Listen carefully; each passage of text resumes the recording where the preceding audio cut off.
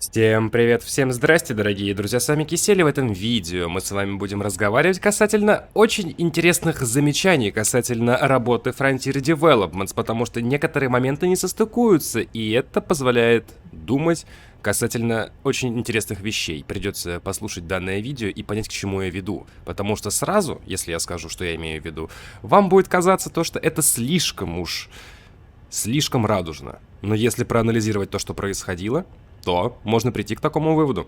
А обо всем подробнее далее. С вас, как всегда, лайк, подписочка, колокольчик, а с меня контент. И если хотите поддержать меня и контент, который выходит на канале, то все ссылочки в описании под видео, бусти и донатики. И обратите внимание на тени. Они еще не починили их, а чинят уже давно.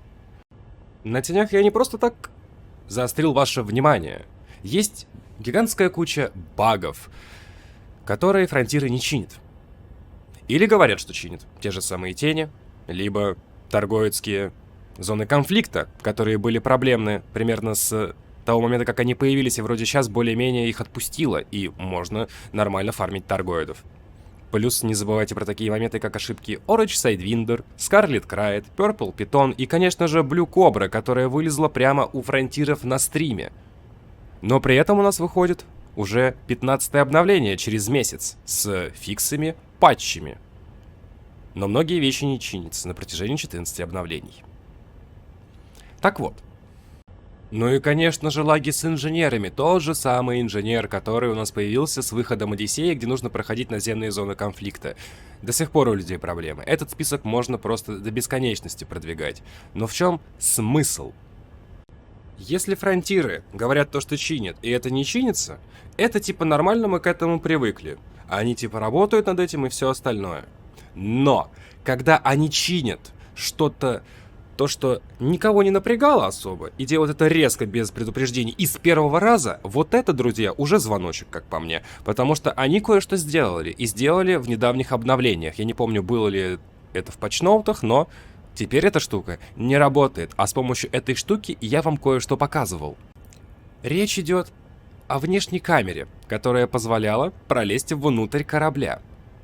Да и даже внутрь флотоносца. Вспомните тот момент, когда анонсировали выход интерьеров флотоносцев. Можно было с помощью внешней камеры залезть внутрь и все это дело посмотреть. Тогда это не фиксили. Видимо, хотели, чтобы мы сами все это посмотрели. Но прикол в том, что зачем фиксить это сейчас? Вот перед вами мое старое видео по поводу интерьеров кораблей. И как бы с помощью внешней камеры можно было залезть внутрь любого корабля.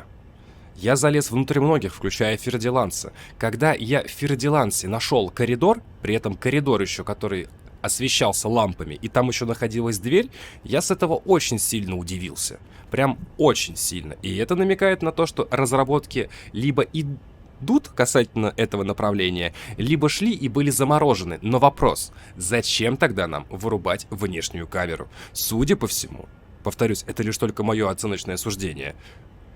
Судя по всему, фронтиры работают над интерьерами кораблей.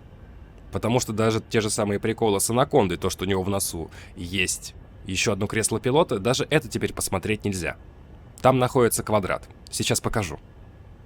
Анаконда. Включаем внешнюю камеру Ctrl-Alt-пробел и непонятный какой-то квадрат, которого вроде как раньше не было. Я, если не поленюсь, то найду скрины и покажу их вот сейчас. Как это выглядело раньше. Там было просто зеркальное остекление, не было квадрата. Он появился относительно недавно.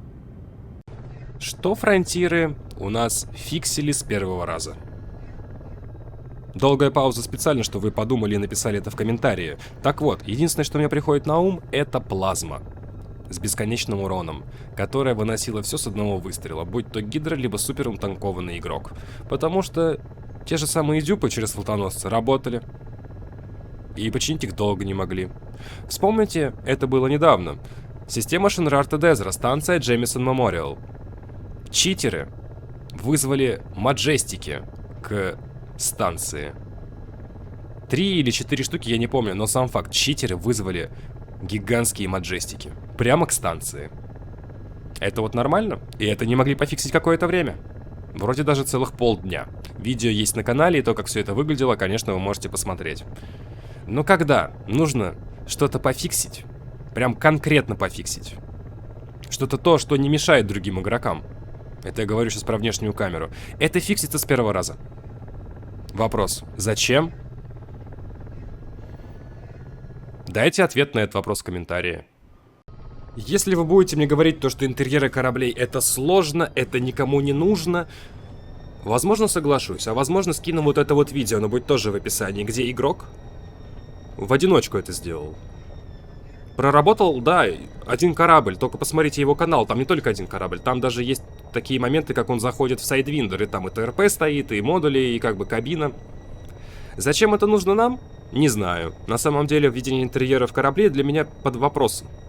Потому что смысл? Если это будет как ведение интерьеров флотоносцев, то это нафиг не нужно. Ну, условно.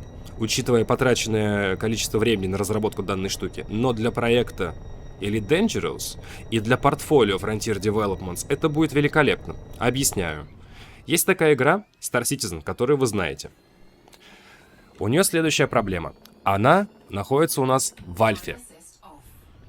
И уже очень давно.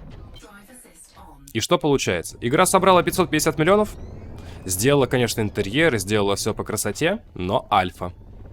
А фронтиры, если это сделают, уже с готовой гигантской системой под названием Млечный Путь. И еще с интерьерами кораблей. И с большим количеством кораблей. То тогда мое почтение. А они смогли сделать то, что не смогла сделать другая компания больше, чем за $500 миллиарда. Хорошая реклама, хороший приток игроков. Так что, не знаю, слишком много всего вокруг интерьеров этих крутится. Так что пишите, что думаете касательно всего этого дела в комментарии, будет очень интересно почитать. Этим можно и обусловить тот момент, что где, собственно, новые корабли, почему их нету, почему предыдущие корабли были введены там сколько, 4 года назад, где Пантер Клипер, о котором мы знаем давно, где это все, когда это будет. Может, поэтому все и застопорилось. А может, потому что фронтиры забили на игру конкретно и кроме окрасок ничего делать не собираются. Потому что окраски, повторюсь, это хорошо. Это хорошо для разработчиков. Почему? Да потому что денежка им капает. Но можно было ввести систему монетизации через внутриигровую валюту. Чего они делать не стали. Но при этом держат на зарплате людей, дизайнеров, которые делают окраски. И делают их очень часто. Но если на игру забили, зачем фиксить безобидную внешнюю камеру, с помощью которой можно было пролезть туда, где мы ждем что-то новое? Повторюсь, моя точка зрения. Мне кажется, я так думаю, фронтиры ничего не говорят, они молчком почти все время. Единственное, как они с нами делятся информацией, которую они хотят сказать, но не могут, они так прямо говорили на стриме давным-давно. Они делают различные треугольнички из ММДемсов, да. А у меня на этом все. Всем спасибо, друзья, за ваши просмотры, лайкосики, подписочки и все это прекрасное. В описании под видео будет ссылочка на плейлист, конечно же, по элиточке, где уже большое количество видео по данной игре, и со временем, конечно же, будет больше. Также, для того, чтобы найти видео, не обязательно смотреть один гигантский плейлист, где целые 1000 видео, а можно просто вбить запрос на канале, либо выбрать плейлист, который вас интересует, там обзоры кораблей, топы кораблей, материалы, данные, торгоиды, стражи и так далее, и так далее, и так далее, и новые плейлисты против всех, что-то вроде элитного обзора, где тестируется один корабль, против всех других кораблей, против игроков, да и с инженерами.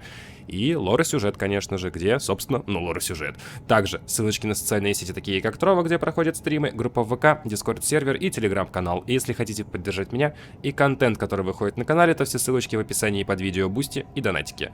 А на этом давайте прощаться. С вами был Кисель, всем до встречи и пока-пока. Увидимся с вами завтра, ну или сегодня на стриме, если он будет. До встречи. Бонус. Видео ни о чем. Это все кликбейт. Сделано исключительно ради просмотров, с которых я получаю просто баснословные деньги. Всех люблю и обнял.